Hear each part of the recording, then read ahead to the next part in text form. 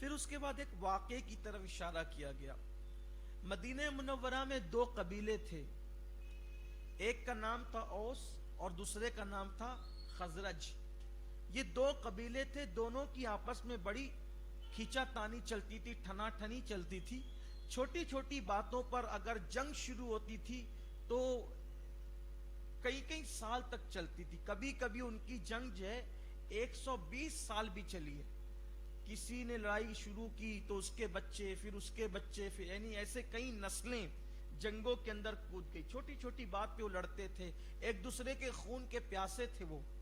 لیکن جب میرے آقا صلی اللہ علیہ وآلہ وسلم نے یثرب کو مدینہ منورہ میں تبدیل کر دیا اور پھر میرے آقا علیہ السلام کے قدم ناز کی برکت سے شہر یثرب مدینہ منورہ ہو گیا، تو پھر وہاں کی سب چیز بدل گئی. جو شہر وبا تھا وہ شہر شفا ہو گیا، جہاں بیماریاں تھی وہاں کی ہواؤں میں بھی شفا ہو گیا. بلکہ آج بھی یہ بات ثابت ہو گئی، کورونا کی وبا اور مہاماری کے دور میں مسلمانوں نے نہیں بلکہ عالمی صحت کے ادارے نے یہ اعلان کیا کہ پوری دنیا میں سب سے زیادہ اگر صحت مند کوئی شہر ہے تو وہ مدینہ منورہ ہے. آج بھی دیکھو اخبارات میں آیا اور نیٹ پر یہ باتیں چلی اور ادارہ صحت نے، عالمی ادارہ صحت نے یہ بات کہی، وہ شہر شفا. لوگ ابھی کہتے ہیں، ہم پہلے سے مانتے ہیں، اس لیے کہ وہاں کی مٹی میں بھی شفا ہے. نہ ہو آرام جس بیمار کو سارے زمانے سے، اٹھا کے لے کے آئے خاک ان کے آستانے سے. اور اس در کی حضوری ہی ایسیاں کی دوا ٹھہری، ہے زہر معاصی کا طیبہ ہی شفا کھانا.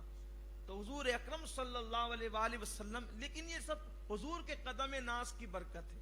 دیکھو اللہ کے رسول علیہ السلام اگر کوئی پہلے سے مقدس شہر ہوتا اور اس میں جاتے تو لوگ کہتے کہ وہ تو پہلے سے مقدس تھا، لیکن حضور کو بھیجا وہاں گیا جو پہلے بلاؤں کا گھر تھا، تاکہ لوگوں کو پتا چل جائے کہ محبوب کے قدم بلاؤں کے گھر کو مقدس بنا دیا کرتے، شہر بلا کو شہر شفا بنا دیا کرتے.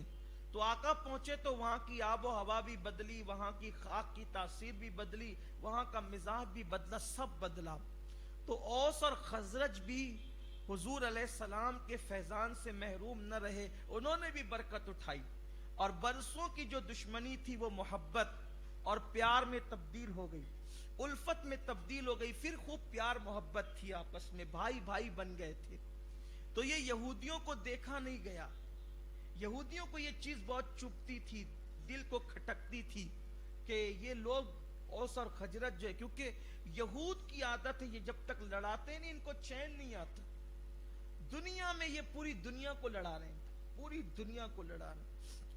عیسائیوں کے اندر فرقے پیدا کرنے والے یہودی ہیں، مسلمانوں میں فرقے پیدا کرنے والے یہودی ہیں. آپ یہودیوں کو پہچانیں، اپنی قوم کے بچے بچے کو بتائیں یہود کی شرارت، ان کے مکر و فریب سے آگاہ رہیں. تو اوس اور خزرج کے یہ دونوں لوگ مل کر بیٹھے پیار کی باتیں کر رہے تھے، اس میں سے یہودی پہنچ گئے اور پہنچنے کے بعد وہ اشعار پڑھنے لگے، وہ لوگ جو ان کے پرانی جنگوں کا جس میں تذکرہ تھا. اب جب وہ اشعار پڑھنے لگے تو وہ محبت پھر جذبات میں تبدیل ہو گئی اور آپس میں لڑائی شروع ہونے والی تھی. اوس اور خزرج دونوں نے اپنی اپنی فوجیں صفے میں کر لی، ہتھیار تان لیے، نیزے تان لیے، تلواریں تان لی. اب جنگ شروع ہی ہونے والی تھی اور یہودی اس پہ ہنس رہے تھے کہ ہمارا تیر کامیاب ہو گیا. اتنے میں اللہ کے رسول علیہ السلام بیچ میں جا کر کھڑے ہو گئے اور فرمایا کہ تم کیا کر رہے ہو، تم کیا کر رہے ہو. اور پھر ان کو جھنجھوڑا میرے آقا علیہ السلام نے.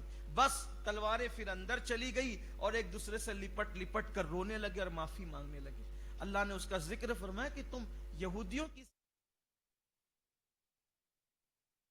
میں جبکہ تم میں اللہ کا رسول موجود ہے، اس کا تذکرہ ہوا.